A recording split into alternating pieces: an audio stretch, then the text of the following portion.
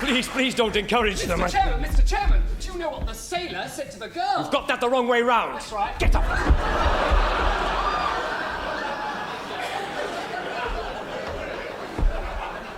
I'm profoundly sorry about that, ladies and gentlemen. Must be something in the water.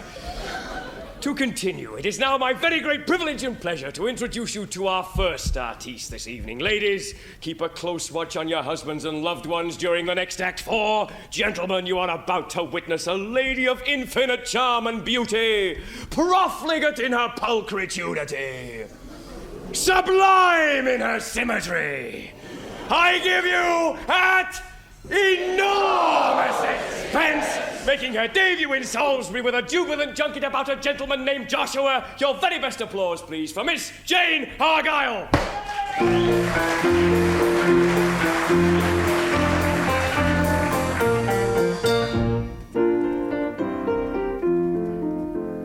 Joshua courted Miss May. To be correct, I should say, she courted him, for he was so shy, dare not say boo, although no one knew why. They walked out for months and for months, but he never asked her to wed. They'd sit hand in hand where the soft shadows fall. He'd sit there for hours and say nothing at all, till one night May blushingly said, Joshua, why don't you call and see Mama? She'll be pleased to know you are my best beau. Joshua, nicer than lemon squash you are. Yes, by gosh you are. Joshua, you are.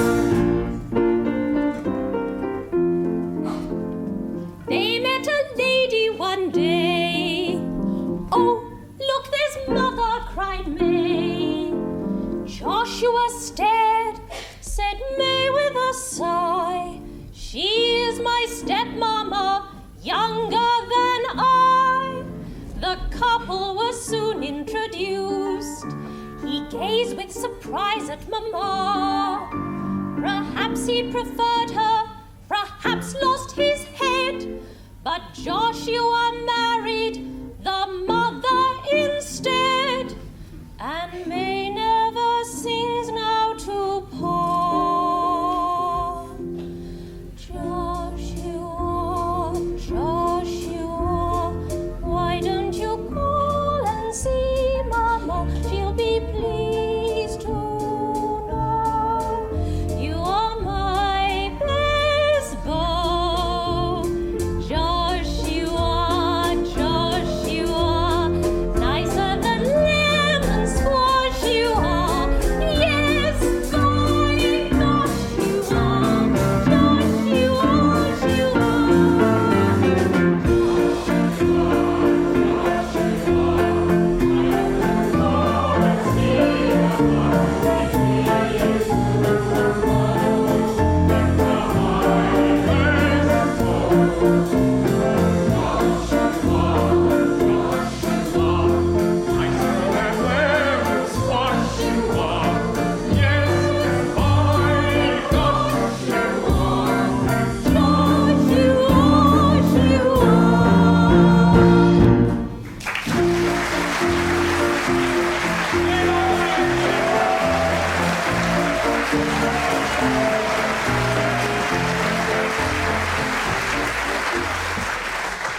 It is perhaps fitting that after Miss Argyle's attractive rendition, a note of piety should now be brought to the proceedings. We are honored tonight to have with us... I was for a short time engaged in the building trade. One day the foreman said to one of the locals, he said, Eli, he says, fetch I a wheelbarrow. So off Eli went, and he came back wheeling a wheelbarrow with another on top. So the foreman said, we only asked for one. Oh, he says, I know that, gaffer, but you didn't think I was going to carry it, did you? There are worse, ladies and gentlemen. Of course, Somerset is a county reputed for its great historical happenings, reputedly where King Arthur held court and fought many bitter battles. Which reminds me, Sir Lancelot had fought a bitter battle all day. The thunder was thundering, the lightning was lightning, the rain was pouring down, and to cap it all, his horse was dead. So he stopped by a local farmer, and he said, "Excuse me, sir, could you possibly give me another horse?" Now the farmer said, "I'm very sorry, sir, I haven't got a horse I can spare, but I can give you a big St. Bernard dog." So Sir Lancelot took one look at the dog and one look at the skies, and he said, "Surely you wouldn't send a knight out on a dog like this?" All the doors are locked, you can't get out. It's been so wet round our way that even the hens are laying from a kneeling position. And talking about kneeling, a lady from the Salvation Army was selling copies of the war cry in a local hostelry, the Bull, I think it was, when a drunk staggered up to her and he said, "Excuse me, madam, do your people save loose women?" She said, "Yes, sir, of course they do." He said, "Wonderful, can you save me one for next Saturday night?" You deserve better, ladies and gentlemen, and you shall have it. We are now fortunate at this point in our programme to welcome an artist who is returning to this theatre by immense popular request.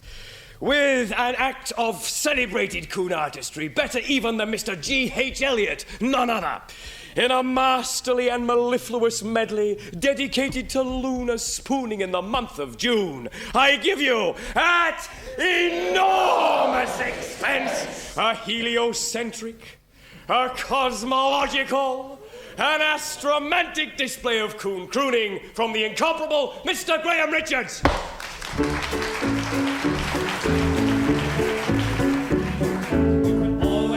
When a coon's in love, he's dreaming the whole day long. Her eyes are just like stars above as he sings a sweet love song. When I courted Mandy Lou, though I knew she was true, I found, like most lovers do, that all love schemes go wrong. I used to sigh for the silvery moon. I used to sigh for my coal black coon. I used to swoon in the bright moonlight. And when the moon was out of sight, I used to sing to my Mandy Lou. My heart is sad, but my love is true. I changed that tune. We were wed in June. It's a new moon now. It's a honeymoon by the light of the silvery moon. I want to swoon with my honey. I'll croon loves to you. Honeymoon, keep the shining in June. Your silvery beams will bring lost dreams. We'll be cuddling soon by the silvery moon.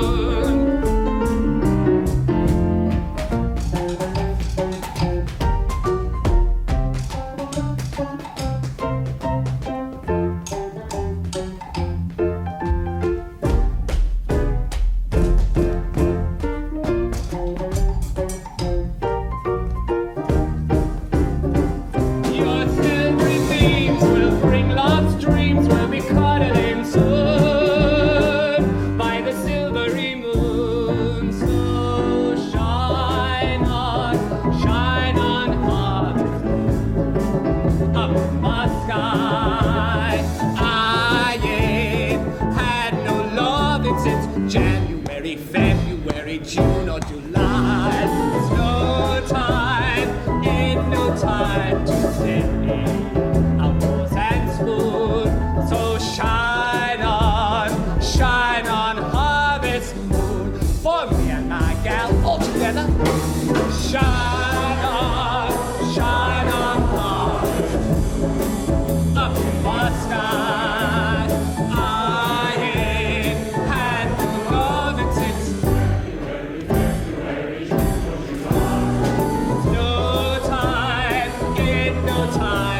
steady, out of a sand spoon. So shine on,